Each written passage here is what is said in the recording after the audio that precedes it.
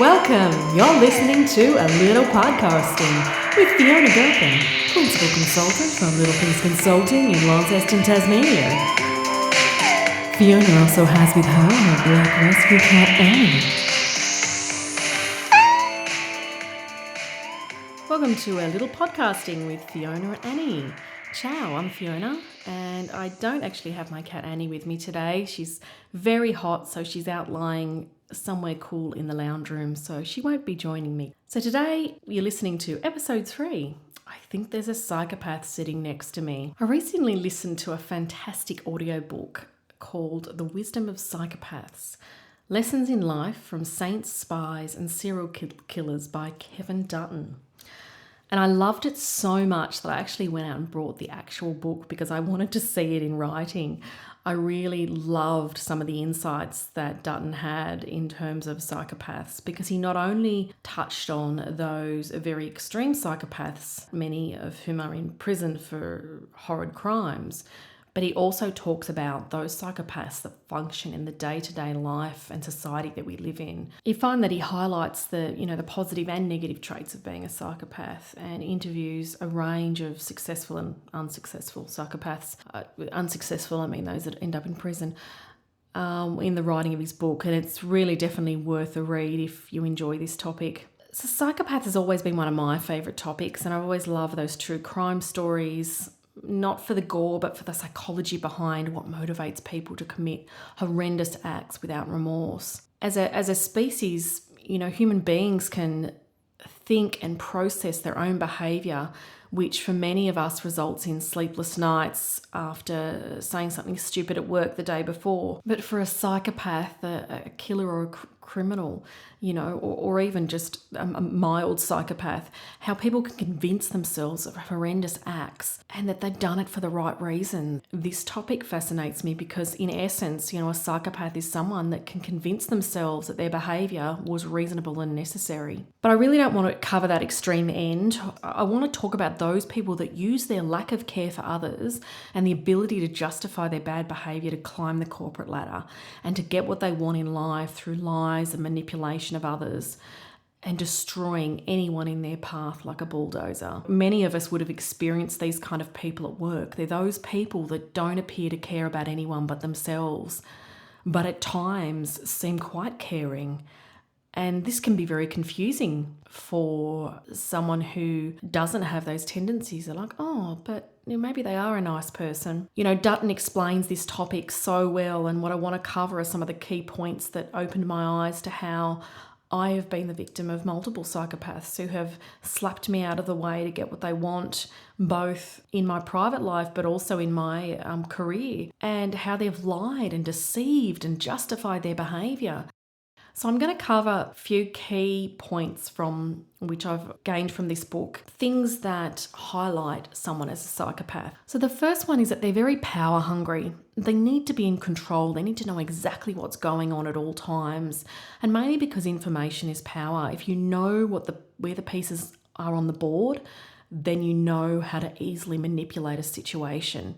If you're missing a piece of the puzzle, it's harder to manipulate the situation. So they like power, but they also like that power of having that information so that they can use that against others. And they'll bulldoze anyone who gets in their way. You often find organisations where there are strong psychopaths, they have high levels of staff turnover or resignations, and it may not always be obvious what is causing this issue, as they often are puppeteering someone else to avoid the responsibility, whispering in the ear of a higher manager so that they can do the work of getting rid of these people, planting that seed. Which leads me to the next point, and that is they're good manipulators.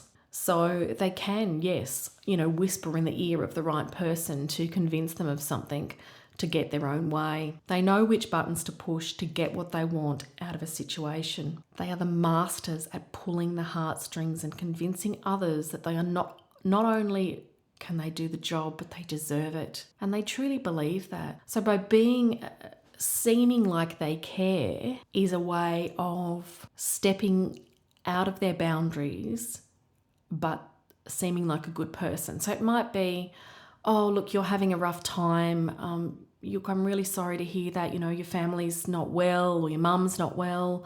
look, how about I take on this job for you? How about I do this for you? You take a break, you leave early, you take a long lunch. So that kind of terminology, and you think, oh my God, this person, oh, that's so nice of them. How caring, isn't that fantastic? When really what they're doing is they're manipulating you and manipulating the situation to their advantage, because they puts them in a position of power over you. And they've used that information that you've given them, that personal information, against you. And they are the masters of persuasion. I liken it to the Pied Piper who played his little flute and convinced all the rats to plummet into the lake and drown. And psychopaths are much the same way. They convince that this is for your well-being, but really it's to convince you to act unethically in many ways, to go home early. Yeah, is that okay? No, it's probably not.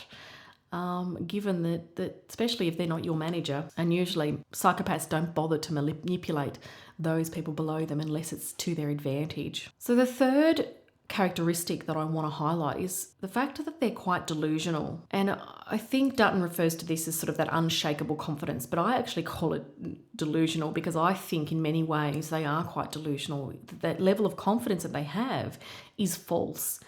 And it's not like they're lying to people. They truly believe that they are better than others, that they think more highly of themselves, and they convince their allies how wonderful they are to get what they want. They fail to see how their behaviour affects others, and they have an excuse for everything, palming off the responsibility to the nearest victim. I don't actually think that they're that confident.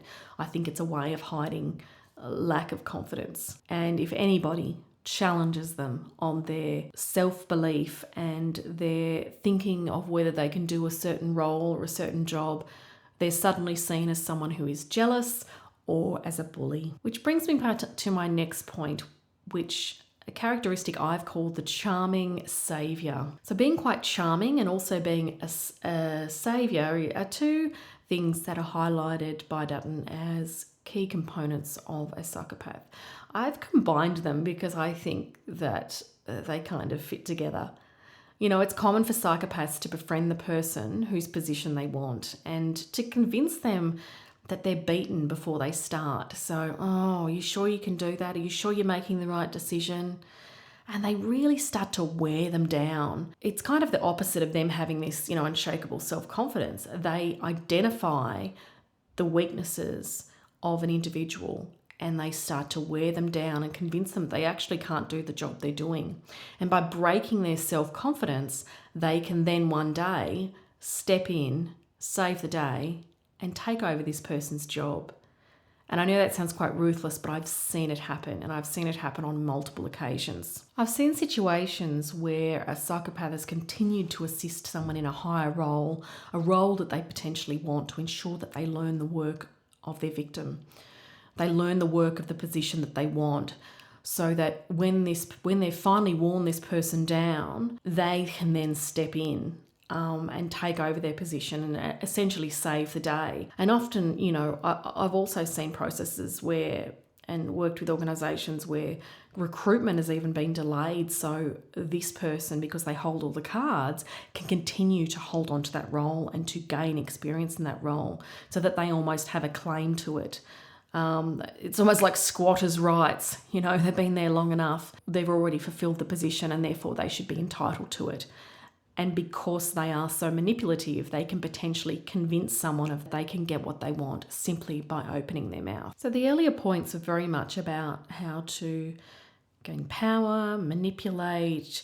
It's a bit of a sleight of hand, whereas this next point, poor behaviour control, seems out of place with the others. But if you think about it in context, if you have poor behaviour control, you use those other characteristics such as manipulation and the charming saviour and just that position of power to delude people into thinking that your behaviour isn't actually poor. So often psychopaths, they do struggle to regulate their behaviour, and they regularly say and do things to others in an office or a business situation that are quite cringeworthy. And in many other situations would be considered bullying or even sexual harassment, but because they're so confident and they're such great manipulators, they can talk their way out of any behaviour with their silver tongue. And if they feel trapped, they'll ensure that they will not go down alone, or not without a fight, that's for sure. And in terms of their behaviour, they can often be unpredictable as well. So I think that level of switching and changing is part of them keeping people on their toes and continuing to be able to manipulate a situation. They're always doing the unexpected. And I think what they also do is they lure people into that bad behaviour. So, for example, by behaving badly, say as, I'm just going to take some post-it notes home. Why don't you take some home as well? So luring others into their behaviour and convincing others that it's okay to do that. If they then get caught, they take others down with them. But it also means that that person has to become an ally, otherwise they're going to be in trouble as well. And this is real common with psychopaths. And last but not least is winning at all costs. This is, I think, the key to all this other behaviour. They are seeking to win. They are seeking to be rewarded for their relentless behaviour, and they will do whatever it takes. And they don't care who they step on to get there. And they don't bother with things like long-term goals because things switch and change so quickly that they're hoping that things will be even better. So what's the point of planning for 12 months' time? Because they don't know what's going to happen then. They're not going to know how quickly they can manipulate and press those buttons to get what they want. So it's all about short-term gains for long-term goals. It's about ruthlessness. It's about being charming but manipulating other people. And when none of these things work, you often find that psychopaths turn to conflict, because this is how they assert their dominance.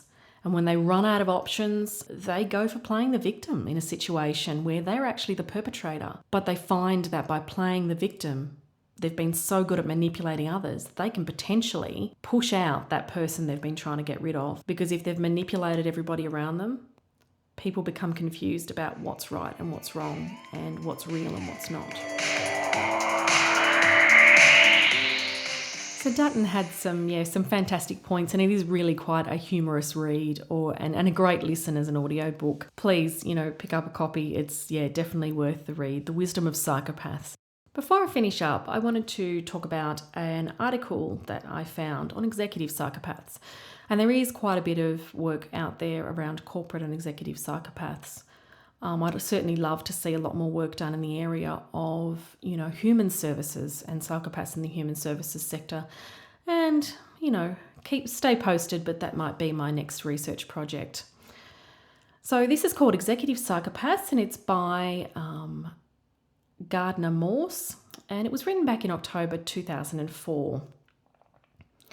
And it was in Forbes magazine, I believe. Morse talks about psychopaths being chameleons and being extremely hard to spot. They act utterly charming, yet they wreak havoc in the companies that they inhabit. Many psychopaths, according to Morse, their defining characteristics, they're polished, they're charming, their cool decisiveness and their fondness for the fast lane are often mistaken for leadership qualities. And that's why you often find psychopaths in leadership positions, because it's those characteristics of a psychopath that are disguised as leadership qualities. But Morse defines a psychopath as cunning, manipulative, untrustworthy, unethical, parasitic, and utterly remorseless, which I think are fantastic words to explain a psychopath. There's nothing they won't do or no one they won't exploit to get what they want. I'm going to read you a quote now from this article, which I quite liked. A psychopathic manager, with his eyes on a colleague's job, for instance, will doctor financial results, plant rumours, turn co-workers against each other, and shift his persona as needed to destroy his target. He'll do it, and his bosses will never know. I really quite like that, because that just highlights how dangerous these people can be in organisations. One of the reasons I wanted to share this article was that it does also talk about what can we do if we do have psychopaths in our organisations. How can we combat this issue? Robert Hare from the University of British Columbia, a psychologist, has developed a psychopathic checklist called the PCL-R, And it's used worldwide to screen psychopaths' personalities and has been used more recently to expose psychopaths in workplaces. This test allows organisations to ensure they don't promote the psychopath who can be put in a position where they can bully others, because they can often appear as the best candidate. So the article suggests 3 things that organisations can do. And firstly, that is to ensure that workers have the best possible support they can have, and they're able to actually express their concerns about their colleague. Because what is often found is that it's the workers and the staff and the employees that spot the psychopath before any manager does, because they take their masks off around employees, yet they have them on around management, because they don't need to promote themselves to staff, because that's not going to get them what they want. So it's important to listen to your employees if they have concerns about other staff members. Secondly, the article says it's important to really cross-check your impressions of high potential candidates for leadership positions or for any position in an organisation, because the psychopath will always tell you what you want to hear, and they interview well, they have good resumes, they have good cover letters, that kind of thing. So often they're the people that you pull out as going, oh, okay, this person looks really good for a job. So it's important to really cross-check whether they are the best person or whether they are really just telling you what you want to hear. And finally, it's important to be self-aware to avoid being vulnerable to a psychopath. It's important to understand what are your strengths and weaknesses, and how can you safeguard yourself from a psychopath targeting your weaknesses and manipulating them and exploiting them against you to damage your reputation or your role. And I think that one is really key as well. So that's the article on executive psychopaths by Morse. I'd like to finish up now, but however, I would like to just say that, I do believe that people can be good, and sometimes they do choose to be bad because they are mentally unwell, or because they've been dealt a really shitty deck of cards. However, I like to think that people still are able to recover, and people do have choices to treat each other with respect. And as human beings, we need to treat each other with a level of respect. As an organisation, the best thing you can do is have a good vetting process to ensure that workplace culture and employee wellbeing isn't irreparably damaged by someone with such characteristics that I've highlighted today.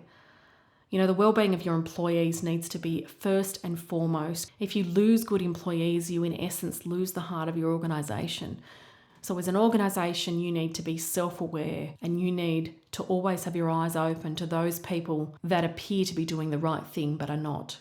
You need to listen to your employees, and you need to make decisions that ensure and protect your organisation and the well-being of your employees. I hope you enjoyed my podcast today. It was an interesting topic. You'll probably be hearing more from me about psychopaths because it's an area, like I said, I love. So I might be doing a lot more, and I'm hoping to do some research in this area very shortly.